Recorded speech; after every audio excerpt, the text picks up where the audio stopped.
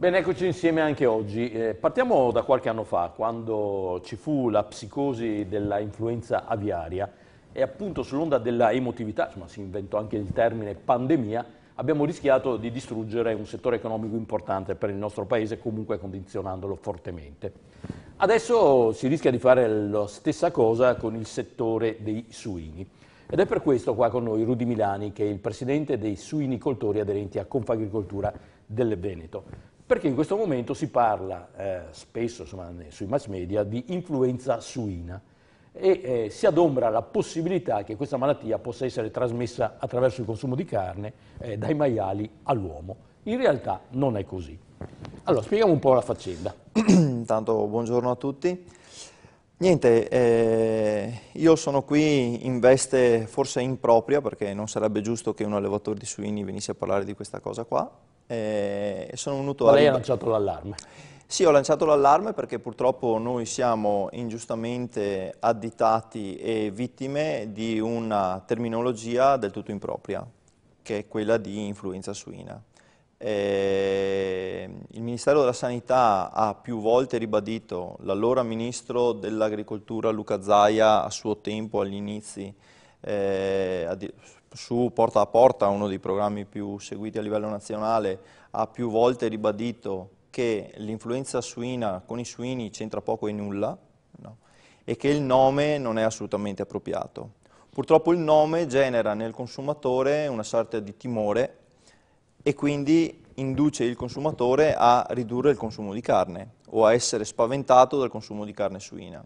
Allora, a fronte di questa cosa qua, mi sono un po' informato e ho scoperto appunto che c'è un sito dedicato da parte del Ministero della Salute in cui si parla di nuova influenza e alla domanda specifica all'interno di questo portale del Ministero della Salute se è possibile contrarre la nuova influenza attraverso il consumo di carne di maiale, leggo qui, la risposta è categorica, no, i virus della nuova influenza umana da virus H1N1 non sono trasmessi dal cibo. Ora, io mi faccio semplicemente portatore di questa informazione giusto per rassicurare i consumatori che possono trovare queste notizie appunto nel sito del Ministero della Salute. Cioè, un po' a differenza di quanto lei diceva all'inizio, in realtà il termine suino rispetto all'influenza è anche appropriato perché i primi geni dell'H1N1 sono stati trovati appunto, sono stati isolati in alcuni maiali. Poi lo stesso ceppo è stato trovato anche in alcuni casi umani e si è fatta un'associazione impropria, mentre in realtà la trasmissione non avviene. Esatto, esatto. Allora, Si può mangiare tranquillamente la carne di maiale. Assolutamente sì. Sia la carne cotta, quindi le bracciole, cose di questo genere, che la carne stagionata, perché il processo di stagionatura inattiva il virus al pari. Quindi non c'è nessun problema dal punto di vista del consumo della carne. Il nome influenza suina deriva dal fatto che nell'America del Nord, quindi in Canada e successivamente in Messico, sono stati isolati dei geni nei suini simili ai geni che sono stati trovati con l'avvento di questa nuova influenza che ha colpito l'uomo. E quindi per associazione, per dargli un nome più stringato e più, come dire, più facilmente comunicativo. Esatto, più comunicativo, gli è stato appiccicato il nome di influenza suina, insomma. Voi approfittate di questa casualità anche per rilanciare un altro tema che è quello della tracciabilità e per dire al consumatore, insomma, tenete presente comunque che al di là di tutti i discorsi che sono stati fatti in questo momento, cioè i controlli alimentari nel nostro paese sono quanto mai adeguati. Noi come Confagricoltura, ma è una battaglia che le tre maggiori organizzazioni sindacali nazionali stanno portando avanti congiuntamente, Organizzazioni professionali agricole, se no Esatto. quando parliamo di sindacati noi pensiamo ok, a CGL e sì. CGL, in Ha realtà ragione. qua parliamo di Confagricoltura, Coldiretti e CIA. Esatto, ha ragione, ha ragione. No, ma è giusto, anche voi siete sindacati di impresa. No? Certo. Quindi queste tre, i nostri rappresentanti a livello istituzionale stanno cercando in tutti i modi di portare avanti la tracciabilità, proprio perché è la base a chiederlo, quindi siamo noi agricoltori a chiedere la tracciabilità.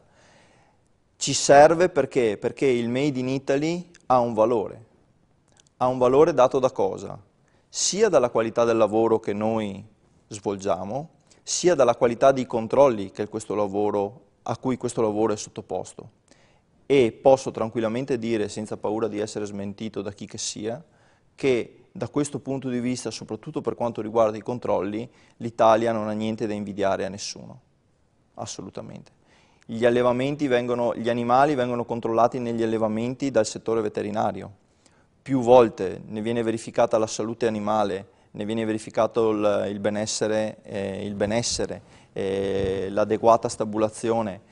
Noi siamo in contatto diretto, in un rapporto proprio di reciproca collaborazione con il settore veterinario, cioè noi non vediamo i veterinari della ASL come dei semplici controllori che vengono a rompere le scatole, ma è un rapporto quotidiano di scambio, di conoscenza e di crescita quotidiano. E gli animali poi vengono avviati alla trasformazione c'è un altro veterinario della ASL che ne verifica allo scarico la correttezza di quello che ha fatto il collega precedente. Nel momento in cui l'animale viene macellato ci sono altri veterinari che verificano se la carcassa può avere dei difetti che esternamente non erano visibili. E poi durante tutto il percorso della lavorazione i locali sono assolutamente controllati più volte dagli organi che si occupano del controllo appunto degli alimenti che Fa mangiamo. benissimo dirlo perché spesso il comportamento di noi consumatori è irrazionale. Mi viene in mente di fronte all'emergenza mucca pazza che andavamo a comprare la carne sudamericana, poi si sa benissimo che in America si usano gli estrogeni, ma pensavamo che fosse più sana di quella che c'era nel nostro paese, con tutti i controlli che c'erano. Poi in effetti l'emergenza c'era, ma è stata assolutamente limitata e circoscritta. Però insomma, la battaglia sulla tracciabilità non la state vincendo. Purtroppo no. Purtroppo sulla battaglia della tracciabilità ci siamo molto, come dire, ne siamo usciti con le ossa rotte. Ne siamo usciti con le ossa rotte perché l'Europa ne è uscita dicendo che un suino è italiano se è stato allevato in Italia per almeno 4 mesi e al peso della trasformazione era almeno di 80 kg.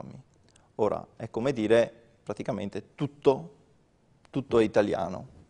Non è così. Non è questa l'idea che noi avevamo di tracciabilità.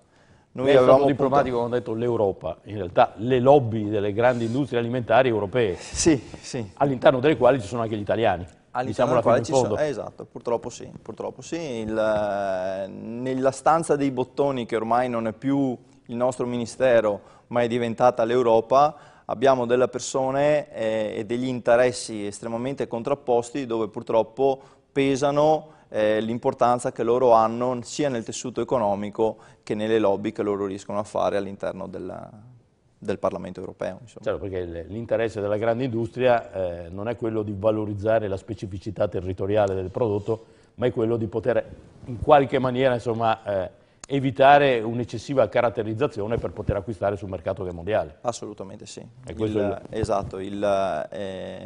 Più fidelizziamo il consumatore in un determinato prodotto, magari generato da un singolo allevatore o piuttosto che da un singolo produttore, più se io, grande distribuzione organizzata, non riesco ad avere quel prodotto lì, perdo anche il consumatore. Certo. Questo non è un rischio che io posso perdere. Più io fidelizzo a me stesso il consumatore, quindi direziono il consumatore verso il marchio grande distribuzione, non tanto i prodotti o chi ha costruito, chi ha prodotto quello che io vendo, più io mi garantisco il futuro.